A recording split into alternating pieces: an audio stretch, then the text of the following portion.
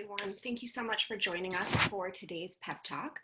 I am Emily Spector. I'm one of the attorneys at the Parents Estate Planning Law Firm, and I'm so glad you're here today. Today, we are going to be talking about what happens when your child becomes a legal adult and how you can help ensure that they remain protected. Now, you may be sick of hearing about it, but there's really no getting around it. We are deep into a worldwide pandemic. I think we're all feeling the effects of quarantine and the uncertainty of just not knowing what comes next. Frankly, I think it's been a really scary time for all of us, but it's also an exciting time of year where your seniors have just graduated from high school and maybe they're heading off to college in the fall, and possibly this is the first time they've ever lived away from home. Now, for those of you whose kids are 18, you may have joined us today because you have realized that you no longer have the legal right to speak for your kids anymore. That's right, when your baby turns 18, they become an adult in the eyes of the law. So if you can't legally speak for them and they're in an accident or they become ill and they can't speak for themselves, what happens? To protect your child, there are 3 essential legal documents that your young adult needs to protect them in 2 main areas. Let's break down what each of these documents do and how they will protect your children. The first area to consider is the legal side of things. Here we have a durable power of attorney, and that allows an agent to make general, legal, and financial decisions for your child if they are incapacitated in some way and can't speak for themselves. But what does this really mean? It means that the agent that your child selects, typically parents, perhaps an older sibling, maybe an aunt or uncle, sometimes even a grandparent, can, for example, pay rent or bills, can sign documents, can even get information from the university financial aid office. But it can also mean small things like canceling a magazine subscription, pausing Netflix, or removing credit card information from an online account like Amazon. So the durable power of attorney is quite broad and it works in a lot of different areas. The exception is that it does not apply to healthcare. So the second main area that you want to consider is healthcare concerns. And here we have a healthcare proxy, and that allows an agent to make medical decisions on behalf of an incapacitated child. Again, these are agents that your child will choose, parents, an older sibling, aunt or uncle. While the durable power of attorney is quite broad in what it applies to, the healthcare proxy only applies to healthcare. But like the power of attorney, it can be used for decisions both big and small. So the healthcare agent could be making decisions in the case that your child might be in a car accident, or maybe they just need to sign off on something while your child is in an otherwise routine surgery, or maybe even just giving an opinion or giving permission if your child struggles with their mental health when they move into a challenging new living and learning environment. Along with the healthcare proxy, we have the Hipaa authorization. They work hand in hand together.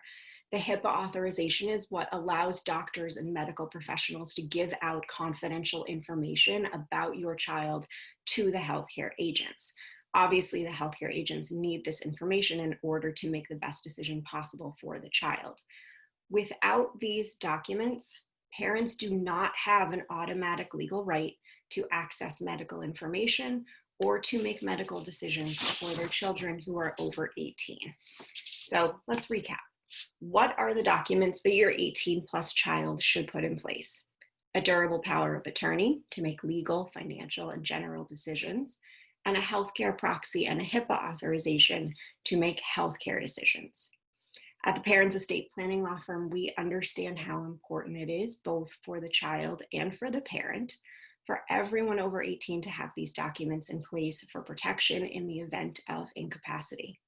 So what we've done is we have created an 18 plus care package, which includes all 3 of these essential documents, and it helps your child start adulthood off right. Our 18 plus care package is simple to execute. It can be done quickly, and right now it can even be done remotely. Per new Massachusetts legislation, we are currently able to conduct our signings virtually. So neither you nor your child need to worry or stress about having to come into the office. You don't need to worry about your safety. It'll make scheduling a lot easier. We will try to make the process as quick and painless as possible for you. If you would like to get started with an 18+ care package, please call the office and speak with Lori Darling, our amazing client services coordinator. She will help walk you through the process and get started with everything. And we really, truly look forward to helping you get this plan in place for your kids to take some worry off your shoulders. So I want to thank you guys for coming today. I hope this was helpful. Oh, it looks like we have a few questions here. So the first question is, I know who my son would choose for these documents, me, so can I just set it up for him? No, you cannot. You're welcome to call and speak to Laurie and find out more about the process. You are welcome to pay for the appointment for your child. But once they are over 18, as I said, they are an adult. So they need to make that decision themselves. They need to pick the agents themselves, and they need to sign the documents themselves. The second question is, my daughter is heading to her freshman year, but won't be 18 until October. Do I need to wait until she is 18 for her to get these documents in place? Yes, until she turns 18, she is still considered a minor, so she will not be allowed to sign any documents. What we do urge you to do is call the office now, talk to Laurie, get the ball rolling, maybe submit the necessary paperwork for drafting her documents, and then when she's home, maybe for Thanksgiving or Christmas break, she can come to the office, or if we're still doing things virtually, she can log in and we can get those documents taken care of. So it looks like we have reached the end of our time together, but if you have any questions, please feel free to send those over and we will get an answer back to you. Thank you all for joining us today, and I hope this was helpful and hope to see you soon. Thank you, everyone.